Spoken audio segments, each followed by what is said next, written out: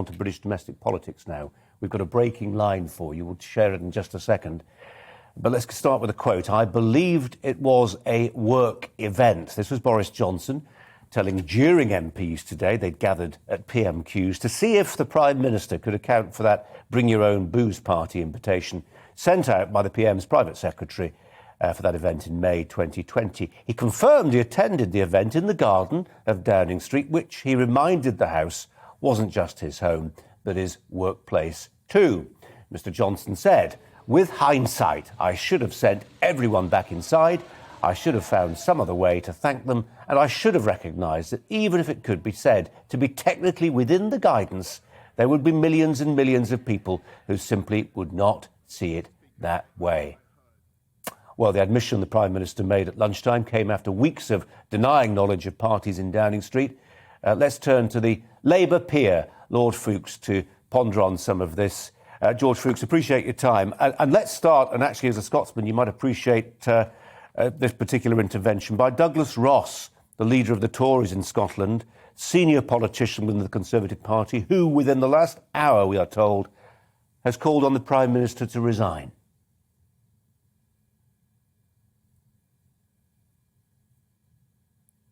Sorry, Lord Foulkes, I was sharing that thought with you.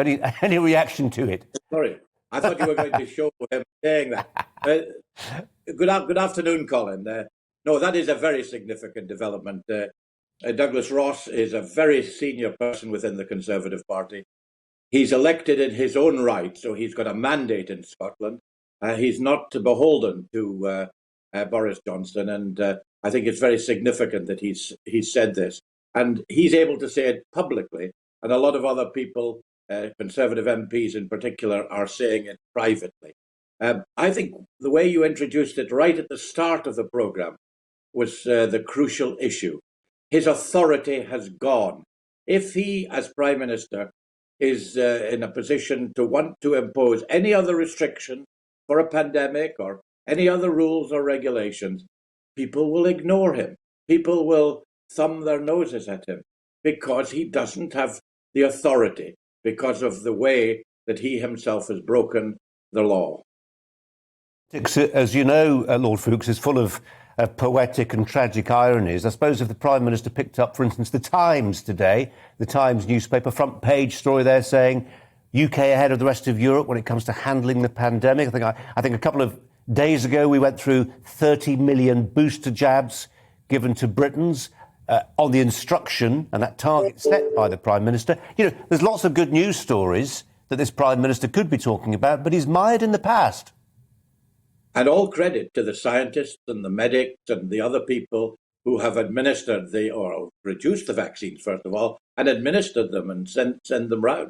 All credit to them. And the problem is that because of these events, and this one in particular, attention is away from all of that. Attention is away from the cost of living increase, which is going to really create huge problems for pensioners and for others. Attention is away from the threat that Russia is posing on the border with Ukraine. Attention is away from many, many other things that should be preoccupying all of us, but particularly the Prime Minister of the United Kingdom, because of this particular incident. And it is really quite astonishing, Colin. If you walked in to a party and your wife was there with a gin and tonic, how would you imagine that it was a work occasion? And who sent out the invitations? His principal private secretary. Now, I was a minister for some time. My private secretary would not have arranged something without my agreement. And the principal private secretary in our department would not have agreed something would not have sent something out without the agreement of the Secretary of State. So he must have known about it. And clearly he's lying. And he has a record of lying. He was sacked from the Daily Telegraph from lying. There's an inquiry about this Jennifer Arcuri affair that is underway because he was allegedly lying. There are a number of other cases, and he has lost all authority. It's not a matter of will he go, it's when.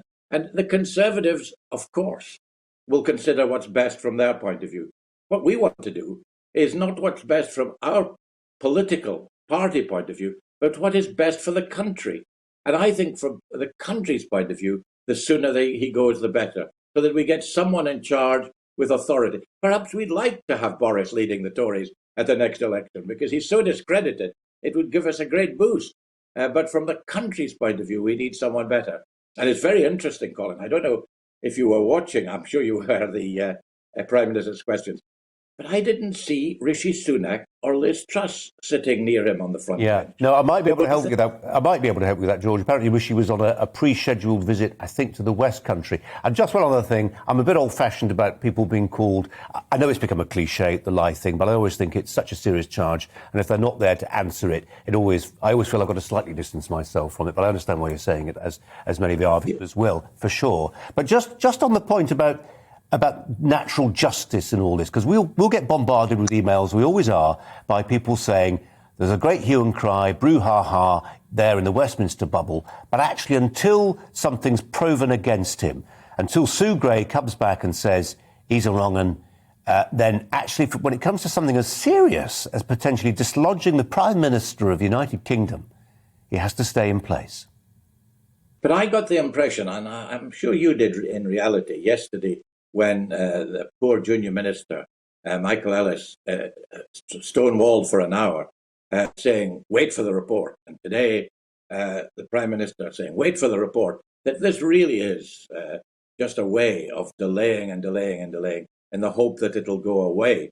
There can be no doubt about it. I mean, anyone, you don't need to be a policeman, you don't need to be a lawyer, you don't need to be a senior civil servant to know that if there were people there eating and drinking in the garden in Downing Street, and the Prime Minister went there and his wife was there with a drink in her hand, that it was a party, that it was breaking the rules that he instituted. You don't need to be very clever. You don't need to be an expert in the law to understand that.